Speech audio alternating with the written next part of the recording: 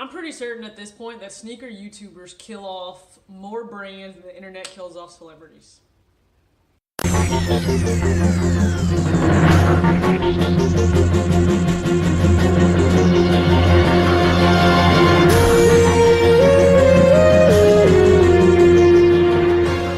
Guys, it's your girl TJ here, and hopefully you guys are having a great day, a better day than you had yesterday. This is just gonna be a short little video. Cause yeah, you see the title. This is really how I feel.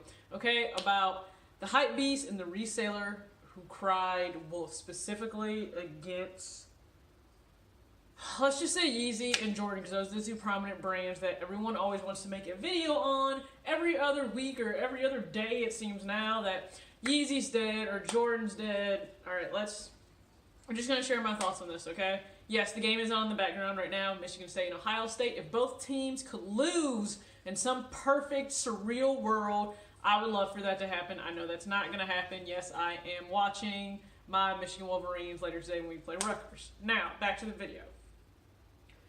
When you hear you hear people say this about these brands, that they're dead, they're dying, they're pretty much nothing no more. They're not relevant anymore. I feel like this is from such a limited keyhole perspective in the grand scheme of sneakers themselves, the entire community, and the entire kind of market in which sneakers operate, because that is just one little view. Like, reselling is just one part of sneakers. It doesn't encompass everything about sneakers, but if you are to only get your information from sneaker YouTube, you would think that because resale is perceived as dead, then sneakers themselves have died and probably just gone to hell the way everybody talks about it. Let's just put some things in perspective, I think. Let's just take a step back, okay? Because I think when you're looking at the people that are saying this a lot of times, it's probably a hype beast or a reseller who understands that their link or connection, whatever they associate emotionally or within themselves with having a certain shoe that is limited and that people are gonna ooh and ah over because it's considered hype, they lose that. It's pretty much gone. It's lost if that shoe doesn't have hype. It's lost if there's no resale value for it. And then if you look at somebody that is actually going to be, let's say they are a reseller, you kind of lost that ability to make hand over fist, a profit from your fellow consumer who probably just wants the shoe. That's all they do. They just want the shoe. They want it without their pockets being pretty much ripped out. But that's not what that's not what you're caring about. So has StockX taken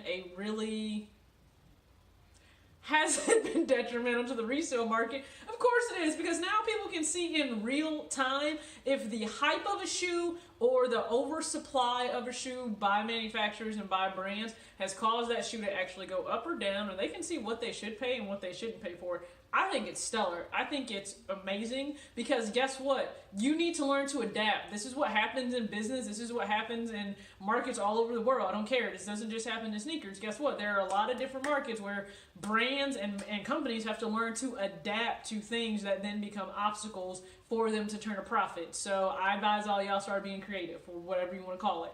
But when it comes to saying Jordan brand is dead, Yeezy brand is dead, really, because Adidas is pretty much expecting to have a 13% increase, this next quarter in their earnings. So I think they're doing fine. I think Adidas itself is doing fine. I'm not even an Adidas fan, okay? I'm straight Nike. You see it, straight Nike fan. Not an Adidas fan, don't own a single thing that says Adidas on it. But I just think, this is how I would put it. Everybody's saying now that Yeezy is dead. It's kind of like that person that used to post all the time about flashing cars and, flashing their cars and money and trips and all these different things, where you thought they were living this really lavish, exciting, wild, life, and you perceived it as being super awesome. And then maybe things shifted in their life where they're just simply not choosing to post that stuff all the time. They're not choosing to engage in those things, at least publicly or outwardly. So then your perception becomes, they must be lame now, they must be broke, they must be miserable. No, just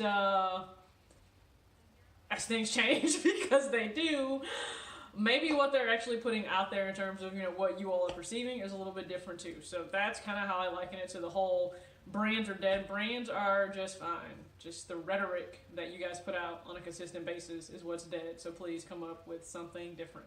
All right? Thank you.